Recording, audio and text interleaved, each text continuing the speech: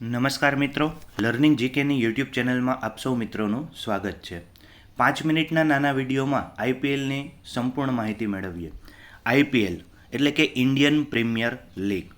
આઈપીએલની સ્થાપના છે તે 2007ની અંદર બીસીસીઆઈ દ્વારા કરવામાં આવેલી હતી। પ્રથમ આઈપીએલ 2008ની અંદર આયોજન થયેલું હતું, ત્યારે પ્રથમ વિજેતા રાજસ્થાન રોયલ્સ ટીમ્સ હતી। આઈપીએલ 2022 વિજેતા ગુજરાત ટાઇટન્સ ટીમ હતી। આઈપીએલ 2023 તેના વિજેતા ચેન્નઈ સુપર કિંગ્સ।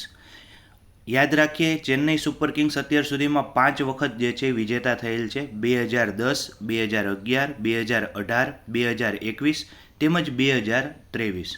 જ્યારે 5 વખત મુંબઈ ઇન્ડિયન્સ ટીમ પણ વિજેતા થયેલી છે, 2013માં, 2015, 2017, 2019 અને 2020।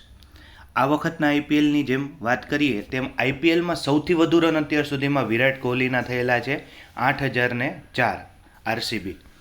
તેમજ આઈપીએલમાં સૌથી વધુ વિકેટ યજુવેન્દ્ર ચહલની છે, 205 વિકેટ લીધેલી છે આરઆર રાજસ્થાન રોયલ્સમાંથી। એ જ રીતે આ વખતનો આઈપીએલ જે છે, આ સૌથી વધુ રન જે છે એ કુલ આઈપીએલની વાત હતી। આ વખતના આઈપીએલમાં ઓરેન્જ કેપ એટલે કે સૌથી વધુ રન 741 જેટલા છે વિરાટ કોહલીએ કરેલા છે 2024માં, અને તેને ઓરેન્જ કેપ મળેલી છે। એ જ રીતે પર્પલ કેપ જે છે એ હર્ષલ પટેલને મળેલી છે। આ વખતના આઈપીએલમાં સૌથી વધુ વિકેટ 24 વિકેટ તેણે લીધેલી છે, જે પંજાબ દ્વારા આ વખતે રમી રહ્યો હતો। Player of the series Sunil Naren, જે કેકેઆર કલકત્તા નાઇટ રાઇડર્સ ટીમમાંથી આવેલ છે। Player of the match Mitchell stark, જે પણ કલકત્તા નાઇટ રાઇડર્સ ટીમનો ખેલાડી છે। આઈપીએલ 2024માં આઈપીએલ 2024ના પ્રયોજક યોજનાર જે છે તેની અંદર આ વખતેના સ્પોન્સર હતા ટાટા। આઈપીએલ 24નું આયોજન 22 માર્ચથી 26 મે સુધી થયેલું હતું। આઈપીએલ 2024 આ 17મું સંસ્કરણ છે, એટલે કે 17મો આઈપીએલ રમાયેલો છે। આઈપીએલ 2024માં કુલ ટીમ 10 હતી, તેમજ તેની અંદર કુલ 74 મેચ રમાયા હતા। ત્યારબાદ વાત કરીએ તો emerging player Nitish Reddy, Sunrisers Hyderabad. Most valuable player તો કે Sunil Narine, Calcutta knight riders.